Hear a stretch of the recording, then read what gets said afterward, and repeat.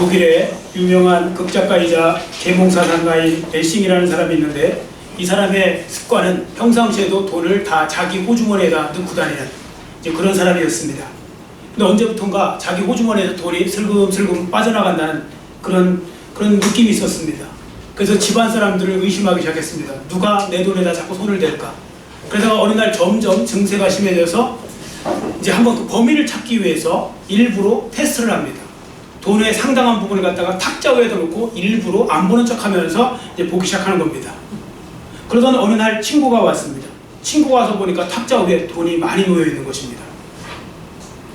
그래서 아니 친구야, 이 많은 돈을 갖다가 누가 훔쳐가면 어떡하려고 여기다 놨느냐고. 그랬더니 레싱이 하는 말이 그래서 내가 지금 놓은 거라고. 누가 훔쳐가는지. 요즘 누가 자꾸 내 돈에다가 손을 대는 것 같아갖고 내가 지금 테스트하는 거라고. 그래서 그 친구가 깜짝 놀라서 아니 이거 정말인가? 누가 너의 돈에다가 손을 댔다고? 얼마나 잊어버렸느냐고. 그 순간에 아차 싶더라는 겁니다. 레싱이. 생각해보니까 자기는 자기 돈을 세본 적이 없습니다. 그냥 막연한 느낌으로 뭔가 줄어들었다는 느낌. 그러니까 자기가 얼마를 잃어버렸는지 아무것도 모르는 상태에서 그냥 의심하기 시작했다. 그 말입니다. 여러분 기억하시기 바랍니다. 의심은요 참 안 좋은 습관입니다. 왜냐하면 의심이라는 것은 당장 다른 사람들과의 관계를 불편하게 만듭니다. 관계 자체를 나중에는 파괴하게 만듭니다.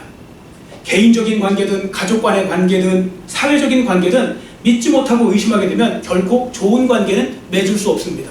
서로 의심하는 사이에 어떻게 좋은 관계가 될 수 있겠습니까? 자, 이 부분이 더 중요한 부분이 하나 있습니다. 영적인 부분이요. 여러분 하나님을 의심하면서 좋은 믿음 가질 수 없습니다. 하나님을 의심하는 사람이 신앙생활 좋게 할 수 없고요. 또 하나님과의 좋은 관계도 맺을 수 없겠죠.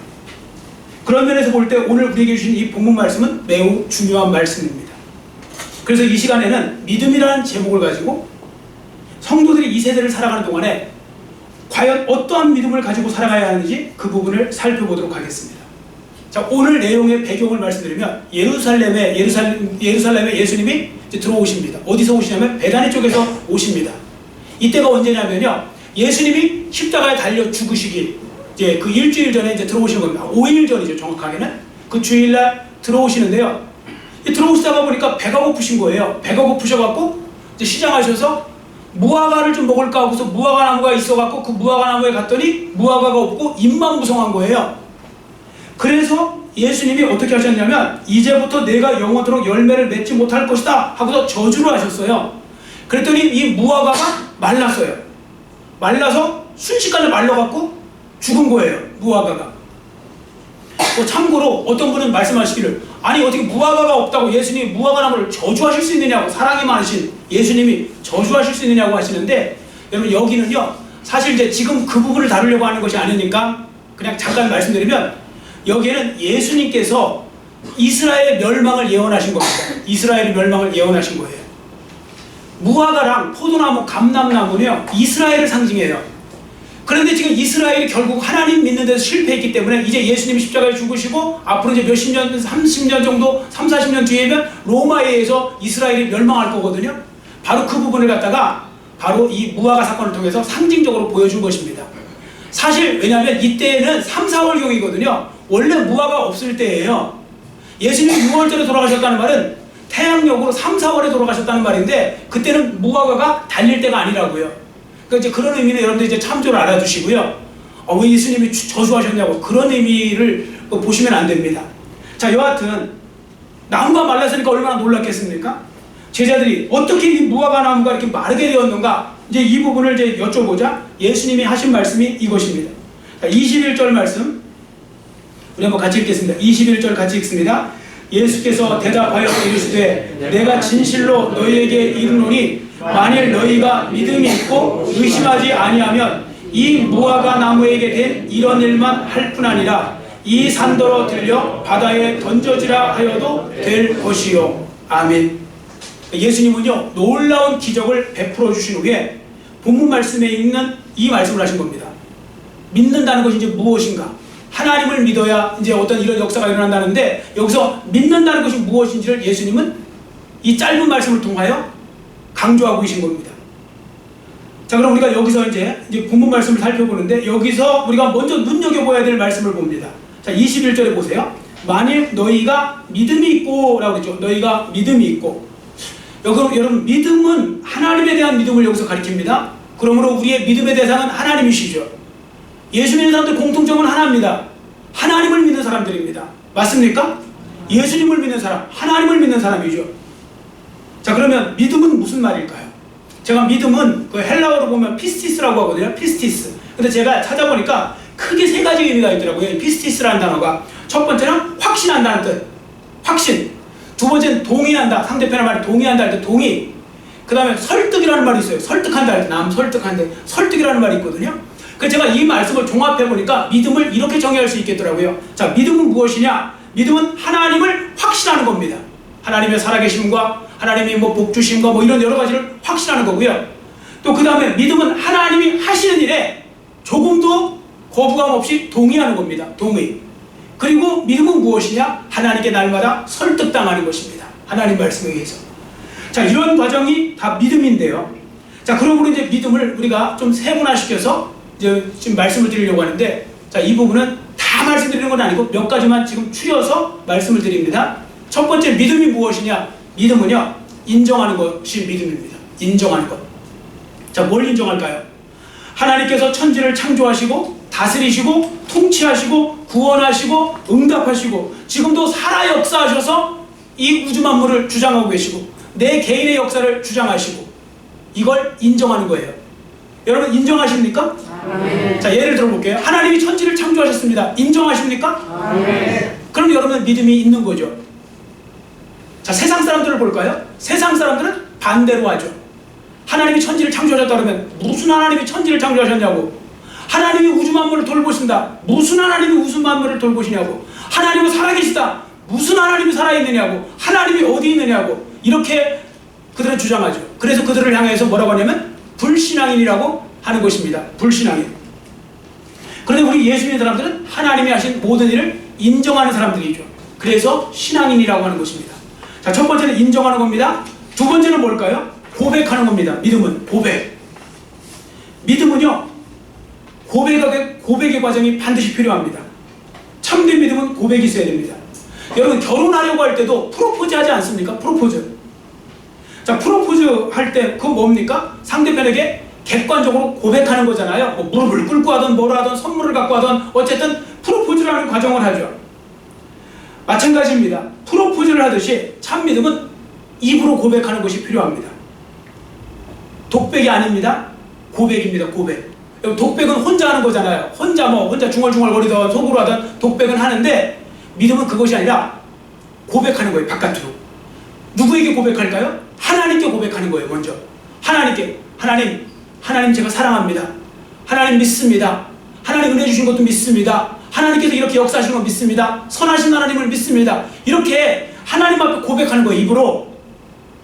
여러분들도 사랑하는 사람한테 나는 당신을 사랑합니다. 당신이 이런 것이 좋아요. 이런 것은 나는 존경합니다. 이런 식으로 고백하지 않습니까? 그런 것처럼 우리가 고백을 하면 됩니다. 그리고 누구한테 또 고백해야 되느냐? 사람한테 고백하셔야 돼요. 사람한테. 자, 사람을 보세요. 사람한테도 나는 하나님을 믿는 사람입니다. 나는 예수 믿는 사람입니다. 이렇게 고백하셔야 됩니다. 어떤 분은 속으로만 예수 믿으면 되죠. 이거 아닙니다. 성경은 분명히 이렇게 말씀합니다. 사람이 마음으로 믿어 의에 이르고 입으로 시인하여 구원에 이른다고 했습니다. 내가 입으로 다른 사람들 앞에 나는 예수 믿는 사람입니다. 크리스천입니다. 라고 고백하지 못하면 그 사람은 오늘 예수님 오시면 구원 못 받을 수도 있어요. 왜? 진짜 믿는 거 아니니까요. 우리는 정말 목에 칼이 들어와도 나는 예수 믿는 사람이라고 고백할 수 있어야 진짜 예수 믿는 사람이 되는 것이죠. 자, 고백하는 걸 알았습니다. 세 번째, 믿음은 뭐냐? 순종 잘하는 겁니다. 순종하는 거. 순종이라는 건 뭡니까? 고분고분 따라가고 말 잘 듣는 거죠. 하나님의 뜻에 고분고분 따르고 하나님의 말씀을 잘 듣고 하나님 말씀대로 살아가는 것이 순종하는 삶입니다. 자, 그럼 생각해 보세요. 누가 하나님께 순종 잘할까요? 누가?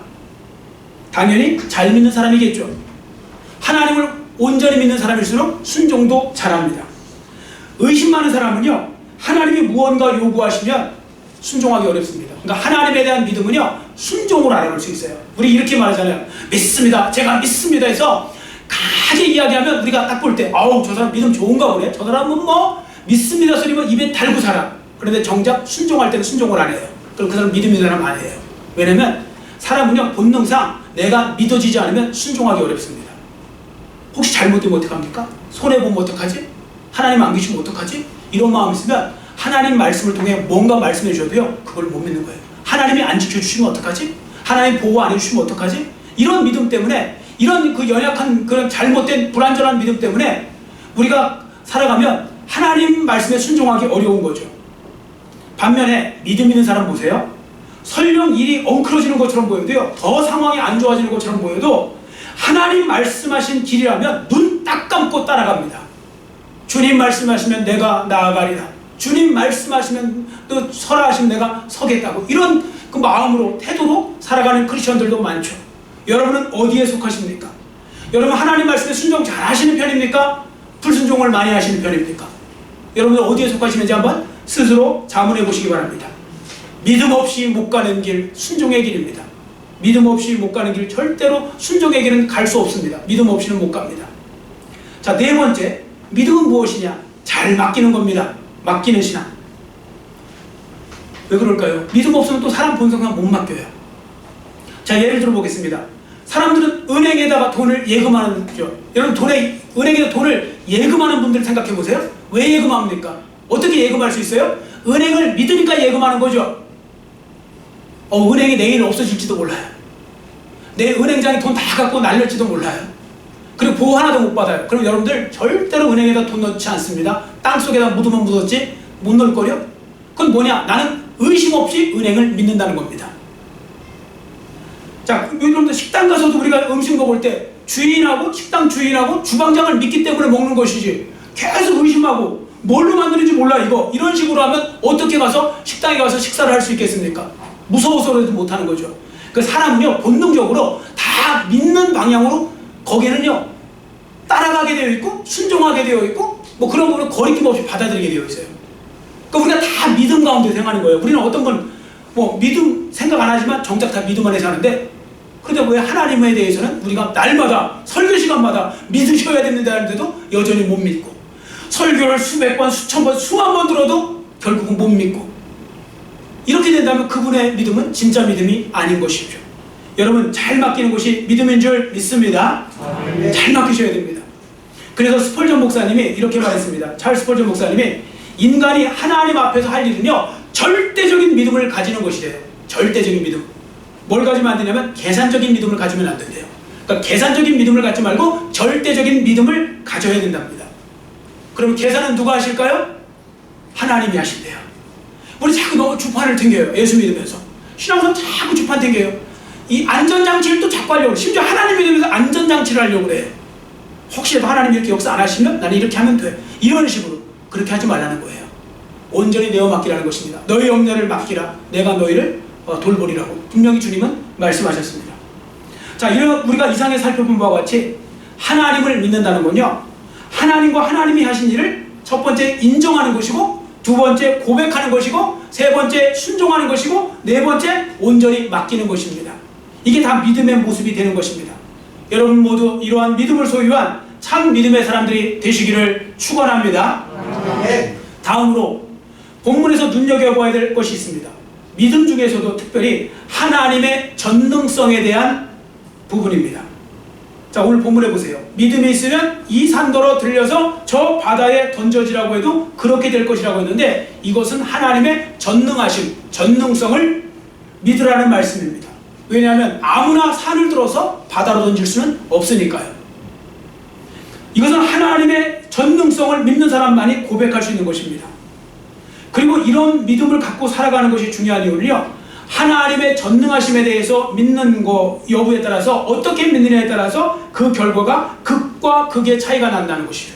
복음서에 보시면 이런 부분을 여러 곳에서 소개하고 있습니다. 한번 예를 들어 보겠습니다. 마가복음 9장에 보시면요, 마가복음 9장에 보시면 귀신 들린 아들을 예수님께로 데려온 아버지가 예수님께 이렇게 간구하는 모습을 읽어볼 수 있습니다. 자, 앞에 보시고 마가복음 9장 22절 같이 우리 큰 소리로 읽겠습니다. 귀신이 그를 죽이려고 불과 물에 자주 던졌나이다. 그러나 무엇을 하실 수 있거든 우리를 불쌍히 여기사 도와주옵소서. 아멘. 자, 그리고 이 부분에 대해서 예수님이 뭐라고 또 이제 지적을 하셨냐면 23절 말씀 그 다음 절입니다. 자, 거기도 우리 한번 같이 큰 소리로 읽겠습니다. 예수께서 이르시되 할 수 있거든이 무슨 말이냐? 믿는 자에게는 능히 하지 못할 일이 없느니라 하시니. 아멘.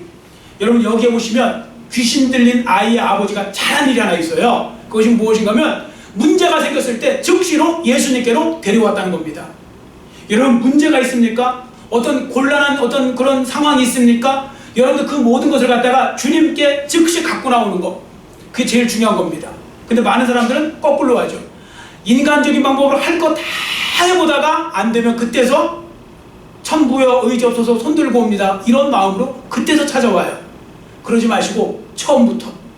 그래서 누군가 이렇게 말했습니다. 한번 저를 따라 주시기 바랍니다. 하나님은 나의 최초의 의지처요 최후의 의지처가 되신다. 아멘. 처음부터 끝까지 주님만 믿고 나가는 겁니다. 그래서 바울은 이렇게 말했죠. 의인은 믿음으로 살리라고 했을 때 믿음에서 믿음으로 시작해서 믿음으로 끝이 나는 겁니다. 예수님으로 시작해서 예수님으로 끝나는 거죠. 우리가 그런 마음으로 갖고 살아가는 거 중요합니다. 반면에 이제 성도들이 오늘 본문에 나오는 귀신 들린 아이의 아버지에게서 본받지 말아야 될 것이 있습니다. 뭘 본받지 말아야 되냐면, 자 앞에 보세요. 그 이제 이 앞부분이죠. 자 여기 보시면 자, 앞에 보세요. 여기 보시면 무엇을 하실 수 있거든요 그러죠. 주님 무엇을 하실 수 있거든. 이 말은 본받으시면 안 돼요. 여러분 이 말은 믿는다는 말이 아닙니다. 못 믿는다는 말입니다. 그냥 뭐 나 때는 좀 반은 믿는 것 같으니까 그냥 무엇을 혹시 하실 수 있거든 도와주소서. 그랬더니 예수님께서 바로 그의 역사하시기 전에 믿음을 고치시잖아요. 그 고치신 말씀이 이것입니다. 자 앞에 보시고 다시 한번 같이 읽습니다. 예수께서 이르시되 할 수 있거든이 무슨 말이냐? 믿는 자에게는 능히 하지 못할 일이 없느니라 하시니. 아멘. 자 그러니까 이 말씀 여기 보시면요 우리 교인들이 이 아이의 아버지랑 참 많이 비슷하다는 것을 알게 될 것입니다. 많은 성도들이요 하나님 믿어지는 것도 아니고 안 믿어지는 것도 아니고 그 중간에 있을 경우가 많은 것 같습니다. 혹시 여러분 안 그러세요? 믿어질 때가 있다가 안 믿어질 때가 있다가 이랬다 저랬다 할 때가 있습니다. 혹시라도 이 자리에 그런 분이 있으면 이제라도 돌이키시기를 바랍니다. 온전히 믿으시기를 축원합니다. 조금도 의심하시면 안 됩니다. 만약에 내가 여전히 의심하고 믿지 못하면 손해는 누가 보느냐? 자기만 보는 겁니다. 특히 기도하는 데 있어서요 이 자세는 너무나 중요합니다. 의심하면요 하나님께서 의심을 풀 때까지 믿음으로 기도할 때까지 기다리실 때가 정말 많습니다. 야고보서 기자는 이렇게 말씀하고 있죠. 의심하는 자는 밀려 요동하는 바닷물과 같다고요. 두 마음을 품은 자로서 정함이 없다고. 이런 사람은 죽게 얻기를 기대하지 말라고 분명히 야고보서 1장 6절부터 8절에 기록하고 있습니다. 이런 사람은 죽게 아무것도 얻을 생각하지 말라고. 여러분의 기도와 저의 기도가 왜 많은 부분에 있어서 막혔는지, 왜 많은 부분에서 응답이 되지 않았는지 여러분들은 아셔야 됩니다. 그것은 바로 뭐냐면 우리가 기도하면서 의심하고 기도한 후에 의심하고 자꾸 의심하기 때문에 그런 것입니다. 자, 여하튼 예수님의 충고 어린 이 말을 들은 아이 아버지가 어떻게 대답했는지 우리가 살펴보도록 하겠습니다. 자, 마가복음 9장 24절 그 다음 절 말씀이니까요. 우리 한번 같이 읽겠습니다. 곧 그 아이의 아버지가 소리를 질러 이르되 내가 믿나이다. 나의 믿음 없는 것을 도와주소서 하더라. 아멘. 이 말씀이 무슨 의미일까요? 이제 아이 아버지가 이제 너무나 급해서 그때서 이제 자기가 뭘 잘못했는지를 알고 깨달아서 주님, 제가 주님의 능력을 의심했습니다. 용서해 주십시오. 이제 믿음으로 구합니다. 믿겠습니다. 의심하지 않겠습니다. 제가 믿음이 없는 것을 고백하오니 주여 큰 믿음 주십시오. 그러면서 저기 말하죠. 나의 믿음 없는 것을 도와주소. 내가 믿나이다 믿나이다 하면서 정말로 이제 믿음으로 나가니까 그때서야 예수님께서 그 아이에게서 귀신을 내어 쫓아주십니다. 예수님은요 아이에게 귀신 내어 쫓아주는 건 일도 아닙니다. 예수님의 관심은 뭐냐? 그 아이의 아버지의 믿음을 키우는 겁니다. 때로는 여러분이 어떤 기도할 제목이 여러분의 문제는 내 가족이요, 내가 지금 기도하는 대상이요, 어떤 뭐 내가 기도하는 일이요, 그렇게 생각하기 쉽잖아요. 나의 문제는 그겁니다 했을 때 주님은 아니, 너의 진짜 문제는 너야. 너가 정말 의심 없이 나를 믿어? 너가 의심 없이 하나님을 믿어? 그렇다면 이런 식으로 무엇을 하실 수 있거든 이런 식으로 하지 말고 내가 믿습니다. 의심 없이 믿는 믿음을 가지고 나와야 돼. 이렇게 말씀하시는 겁니다. 여러분 모두 이와 같이 하나님의 전능하심을 믿고 구하시는 기도의 사람들이 되시기를 간절히 빌고 원합니다. 다음으로 본문에서 한 가지 더 주목해 보셔야 될 것이 있습니다. 21절 하반절에 보시면요, 21절 하반절에 만일 너희가 믿음이 있고 의심하지 아니하면 이 무화과 나무에게 된 이런 일만 할 뿐 아니라 이 산더러 들려 바다에 던져지라 하여도 될 것이요. 믿음의 능력을 말하는 겁니다. 여러분 예루살렘에 가면요, 예루살렘에 있는 그 시온산에는 뭐가 있느냐면 거기에는 예루살렘 성이 있죠. 그 앞에 기드론 골짜기가 있고 기드론 골짜기 건너편에 뭐가 있냐면 감람산이 있습니다. 감람산.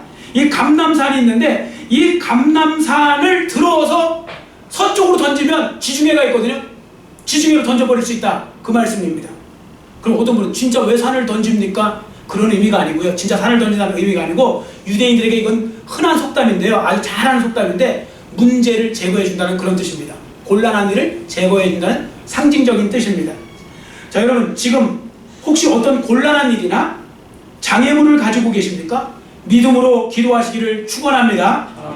하나님께서 그 곤란한 일들을요 하나씩 하나씩 제거해 주실 것입니다. 곤란한 문제가 있으면 기도하라 그 말씀입니다. 물론 여기에는 한 가지 또 중요한 조건이 하나 있습니다. 조금 전에 말씀드린 것 같이 마음에 의심하지 않으셔야 됩니다. 의심하면 안 됩니다. 왜냐하면 하나님에 대한 절대 믿음 없으면 하나님의 능력이 임하지 않을 것이니까요. 그러니까 이왕 기도하실 것이면 의심 없이 기도하셔야 됩니다. 저는 제일 안타까운 사람들은 기도 안 하는 사람들, 두 번째 안타까운 사람들은 기도하면서도 의심하는 사람들, 이런 사람 되지 마시고요. 한 번을 기도하실 때도 믿음으로 의심치 않고 믿음을 갖고 기도하셔야 됩니다. 여러분 자꾸 하나님을 의심하면서 기도하면 하나님께서 얼마나 기분이 나쁘시겠습니까? 네가 나를 못 믿냐? 왜 못 믿냐? 이렇게 나오시는 거잖아요. 여러분 누군가가 여러분 의심하면 좋습니까? 기분 나쁘잖아요. 그러니까 우리가 하나님에 대한 그런 믿음을 갖고 살아가는 게 중요하고요. 또 의심으로 기도하면 이게 뭐가 문제가 되냐면요, 의심하면 마귀가 역사하기 쉬워요. 자, 예를 들어 보겠습니다. 여러분 성경에 보시면 최초로 하나님을 의심한 사람이 나오는데 누굴까요? 하나님을 최초로 의심한 사람이 누굽니까? 하와입니다. 하와는 마귀의 말에 귀를 기울이니까요 하나님을 의심하게 되었죠. 여러분 마귀가 계속 와서 부추겨보세요. 여러분 주위에 믿지 않는 사람들이 계속 여러분한테 하나님은 없어요, 있으면 증거대봐요, 뭐가 있어요, 이렇게 되는데 하나님 있는 거예요? 계속 들어보십시오. 그러면요 어느 날 나도 모르게 거기에 넘어갈 수 있어요. 사람은 이게 굉장히 영리한 것 같아도요 자꾸 들으면 거기에 현혹이 돼요. 왜 사입이 이단들한테 넘어갈까요? 계속 이야기하면 넘어가는 거예요. 하와가 결국은 마귀의 말에 넘어갔죠. 자, 도마도 보세요. 예수님의 부활을 의심했습니다. 그런데도요 도마는 잘한 거 하나 있습니다. 부활하신 후에 예수님을 만난 다음에 믿음의 사람이 되었습니다. 나의 주시며 나의 하나님이시라고 고백했죠. 여러분 우리도 사람이니까 의심할 수 있어요. 어떤 분 나는 전혀 의심 안 해요. 그건 전혀 거짓말 하시는 거예요. 전혀 의심하는 사람이 세상에 어디 있습니까? 바보가 아닌 이상은 다 의심은 듭니다. 사람은 왜냐하면 연약하니까 의심이 드는 거예요. 여러분 사람이 의심이 안 들잖아요. 그러면 아예 과학적 발전도 하나도 없을걸요? 여러분 지금 이 과학이 발달한 이유는 의심하기 때문에 과학이 발달되는 거예요. 이런 원리가 왜 생기지? 뭐 이런 건 아닌 것 같은데 자꾸 의심하면서 과학이 생기는 거잖아요. 그런 의심은 좋은 거잖아요. 어쨌든 사람은 의심하게 되어 있어요. 그런데요 여러분들 이런 부정적인 의심에 너무 많이 매여 다니시면 안 됩니다. 너무 많이 거기에 매여 있으면 안 됩니다. 오래오래 매여 있으면 안 됩니다. 도마처럼 의심을 밀어내고요 믿음의 고백을 하실 수 있어야 됩니다. 여러분 모두 의심을 밀어내시기를 축원합니다. 하나님에 대한 의심은 밀어내셔야 돼요. 하나님에 대한 의심 그리고 믿음을 추구하셔야 됩니다. 그래야 축복된 삶이 됩니다. 여러분 기억하시기 바랍니다. 마귀는 할 수만 있으면 우리 속에 의심이 들도록 하여서 하나님의 능력을 경험하지 못하게 합니다. 왜 그럴까요? 마귀는요 믿음이 기도에 있어 얼마나 큰 능력이 나타나는지를 잘 알아요. 우리보다. 마치 그래서 이렇게 비교하는 겁니다. 불쏘시개 있죠. 여러분 마른 나무 불쏘시개는 불이 잘 타요. 이건 바로 뭐냐? 믿음이 있는 거예요. 의심하는 건 뭐냐? 거기다 물을 끼얹은 거예요. 젖은 불쏘시개는요 불을 붙여도 안 타요. 그렇기 때문에 마귀는 우리가 믿음이 없게 만들어야 안 타는 거 알고 하나님의 역사도 안 나타나는 걸 알기 때문에 자꾸 우리에게 의심을 주는 거예요. 사람을 통해 환경을 통해 의심하게 만드는 거예요. 그리고 결국은 그 의심에 넘어가면 아무것도 안 나타나고 그런 사람은 기도도 안 할 뿐더러 설령 기도를 해도 응답이 나타나지 않는 것입니다. 여러분, 그래서요, 우리가 믿음을 지키기 위해서 노력하셔야 됩니다. 어떤 분은 말씀하시기를, 나는 하나님을 믿기는 믿는데 조금은 의심이 듭니다. 그러나 내 믿음은 저 사람들보다는 괜찮습니다. 아마 우리 교회에서 제 믿음이 그래 제일 좋은 편일걸요? 의심하기는 의심해도? 이렇게 말하면 제가 장담해서 말씀드리는데 그분도 똑같이 참 믿음이 아닌 것입니다. 설령 99% 믿고요, 1% 의심한다고 해도 참 믿음 아닙니다. 여러분, 믿음 반 의심 반이 존재한다고 생각하십니까? 아닙니다. 사실은 나는 반은 믿는 거지만 이렇게 이야기하지만 안 믿는 겁니다. 무슨 뭐 양념 반 프라이드 반도 아니고, 의심하는 건요 믿음이 없다는 이야기입니다.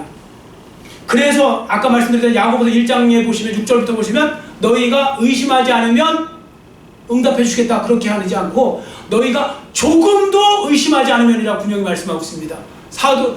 야고보서 기자는 말이에요. 조금도 의심하지 않으면 그래야 응답하신다는 겁니다. 그러니까 나의 믿음을 한번 돌아보실 필요가 있습니다. 의심 없는 믿음을 가지고 우리가 살아가는 것이 중요합니다. 그래서 이 시간에는요, 어떤 목사님이 해주신 이야기를 그 목사님이 말씀해 주신 이제 그대로 한번 제가 전해드리고 말씀을 마치려고 하는데요, 이게 참 공감이 되는 말씀입니다. 어느 날 이제 고향 후배가 찾아왔대요. 이 목사님을 찾아와서 하는 말이, 대뜸 하는 말이, 형님, 그 목사님한테, 형님, 저 이제 교회 안 다니겠습니다. 저 교회 안 다닐 겁니다. 그 왜 그러냐? 깜짝 놀라, 왜 그러냐? 그랬더니, 아니 제가요, 눈이 지금 나빠져갖고, 눈이 아파갖고 하나님께 제가 금식기도하고 작정기도하고 일주일 동안 금식기도 작정기도했는데 뭐 일주일 뒤에 보니까 뭐 낫기는커녕 더 아파졌어요. 뭐 하나님 안 계신 것 같고 나는 하나님이 이제 의심된다 뭐 이러면서 이제 안 다니겠다 그랬어요. 그랬더니 그 목사님이 하시는 말씀이 그래 잘 됐네 이제 다니지 마 그랬대요. 그러니까 목사님이 다니지 말라니까 얼마나 황당하겠습니까? 그래서 너무 놀래갖고 거꾸로 형님 왜 이러십니까? 그랬더니 그 목사님이 이렇게 설명을 해주더래요. 의처증 환자의 이야기를 비유로 해서 설명을 해주시더랍니다. 그래서 그 목사님이 이렇게 말합니다. 자기가 이렇게 말했대요. 이보게, 의처증 환자와 결혼하면 결혼한 날부터 신혼이 아니라 감옥이라는 거 들어보았지? 남편이 회사에 나가서 5분마다 전화를 해서 부인이 집에 있는지 없는지 확인을 하기도 하지. 그래서 부인은 마음 놓고 목욕도 한번 못한다네. 왜냐면 핸드폰을 항상 손에 들고 있어야 되니까. 그러다가 점점 의처증이 심해지면 남편은 부인을 믿지 못해서 출근할 때 아예 대문도 바깥에서 걸어 잠그고 그렇게 출근하지. 또 남편과 같이 길을 걷다가 동네 아저씨를 만나서 인사라도 하면 당신 저 남자 몇 번 만났느냐고 따지고, 약국에 들어가서 약사 아저씨 얼핏 한번 잘못 쳐다보면 당신 그 남자에게 보내는 눈길 예사롭지 않았어 뭐 이런 식으로 계속 또 쏘아붙이고, 자기는 사랑해서 그렇게 관심을 갖고 있다고 생각하지만 그것은 사랑이 아니라 병이지 않습니까? 그래서 의심병이라고 하지 않는가? 그러니까 이런 사람과 어떻게 계속 살 수 있느냐? 나를 믿지 못하는데. 이보게, 우리가 신앙생활을 한다는 것은 예수님과 결혼생활을 시작하는 것이네. 예수님 믿는다는 것은 결혼생활을 시작하는 것이지. 그러니까 생각해보게, 주님과 한 번 결혼했으면 주님이 살아계신 것에 대해서 더 이상 의심을 하면 안 되는 것이네. 자네 말대로 기도해서 아픈 눈이 나오면 주님이 계시고 눈이 낫지 않으면 주님이 안 계시고 이런 식으로 생각하는 건 믿음이 아니네. 주님에 대한 믿음이 아니네.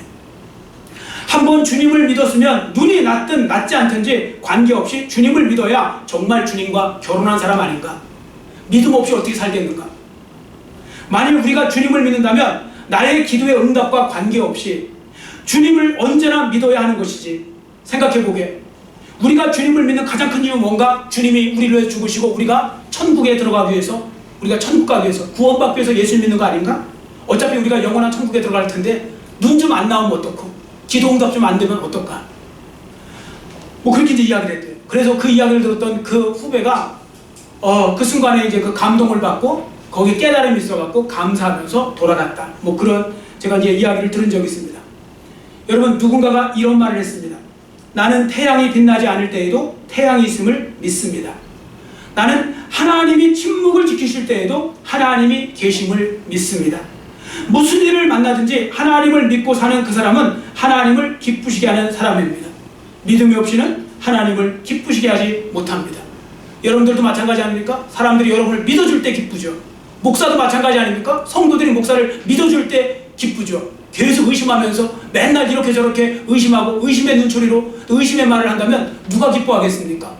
성도도 마찬가지 아닙니까? 장로님들도 권사님들도 다 마찬가지 아닙니까? 다들 믿어줘야 좋은 거죠. 계속 의심하면 어떤 사람이 기분 좋겠습니까? 그러면 하나님은 더 하실 거 아닙니까? 우리가 하나님에 대해서 너무 의심을 많이 하는 것은 아닌지 다시 한번 돌아보시고 오늘 이 시간 주신 말씀처럼 믿음으로, 그것도 온전한 믿음으로 승리하는 삶을 살아가시는 여러분 모두의 삶이 되시기를 간절히 빌고 원합니다. 기도하겠습니다.